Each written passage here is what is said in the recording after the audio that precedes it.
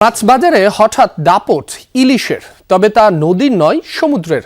দামও কমেছে কেজিতে প্রায় ৩০০ টাকা, কিন্তু ক্রেতা মিলছে না। ব্যবসায়ীদের দাবি, মাসের শেষে সবার কামাইতে টান পড়েছে, তাই দেশি মাছের চাহিদা নেই, চাপ পড়ছে চাষের জাতে। আর তাতেই এসব মাছের দর বেড়েছে কেজিতে অন্তত ৫০ টাকা। আরও জানাচ্ছেন সহকর্মীরা।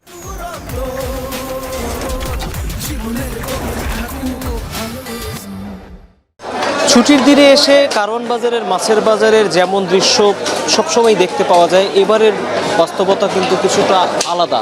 মাছের যোগান যে কোনো সময়ের তুলনায় এই মুহূর্তে বেড়েছে, কিন্তু বাজারে ক্রেতার আনাগোনা একেবারে নেই বললেই চলে। মাছের সরবরাহ বাড়লেও দামে খুব একটা পরিবর্তন আসেনি, বরং কোনো কোনো ক্ষেত্রে চাষের মাছের ক্ষেত্রে দাম বেড়ে গিয়েছে। মানুষের প্রতিদিনের খাদ্য চাহিদা পূরণ করে সেগুলোর দাম কিন্তু আমরা দেখতে পাচ্ছি কেজিতে প্রায় ২০ থেকে ৫০ টাকার মতো বেশি দাম চাইছেন। দেখতেছেন তো বাজারে কোনো কাস্টমারই নেই। এই টাইমে আল্লাহর মতে ১০-২০ হাজার টাকা বিক্রি করি, ২,০০০ টাকা বেশি নেই। ৮০০ টাকা কাম করলে ২ কেজি মাছের দাম হলো ৮০০ টাকা। তার অন্য বাজার কিভাবে নিব? ইলিশ মাছের বাজারে আমরা কিন্তু দেখতে পেয়েছি যে দামি মাছের দাম কমার যে প্রবণতা, সেটি ইলিশ মাছের ক্ষেত্রে কিন্তু অব্যাহত রয়েছে।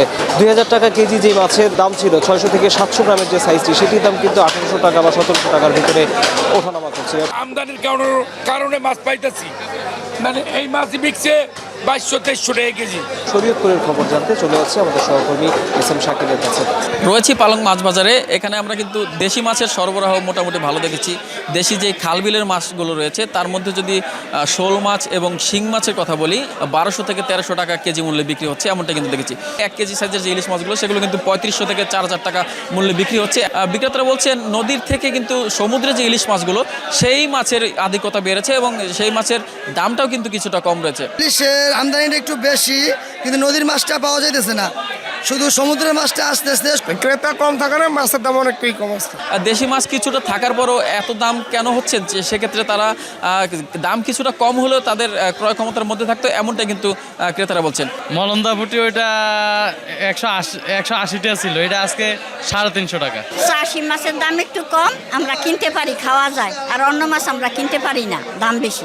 চলে যাব চাঁদপুরের সহকর্মী ইব্রাহিম রনির কাছে। ধন্যবাদ। ইলিশের বাড়ি চাঁদপুরে এখন কিন্তু ইলিশের মৌসুম নয়, তারপরেও ইলিশের সরবরাহ কিছুটা আছে। গত কয়েকদিন ইলিশের সরবরাহ কিছুটা বাড়ায় দাম কিছুটা কমেছে, অর্থাৎ প্রতি কেজিতে ১০০ থেকে ১৫০ টাকা ইলিশের দাম কমেছে। এছাড়া চাঁদপুরের বাজারে কিন্তু নদীর মাছের সরবরাহ খুবই কম। কেজি ওজনের মাছ ৩০০০ থেকে ৩২০০ টাকা, আর আমরা ৭০০-৮০০ গ্রাম মাছ চলেছে ২৪০০ থেকে ২৬০০ টাকা।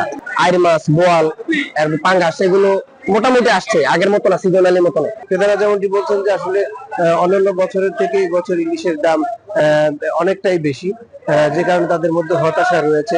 ইলিশ মাছ আমাদের সাধারণ জনগণের সাধ্যের মধ্যে আসে নাই। মাছগুলো আসলে মধ্যবিত্ত ফ্যামিলির কি না সাধ্য আমি দেখতেছি না। তো এই ছিল চাঁদপুরের বাজার থেকে সর্বশেষ।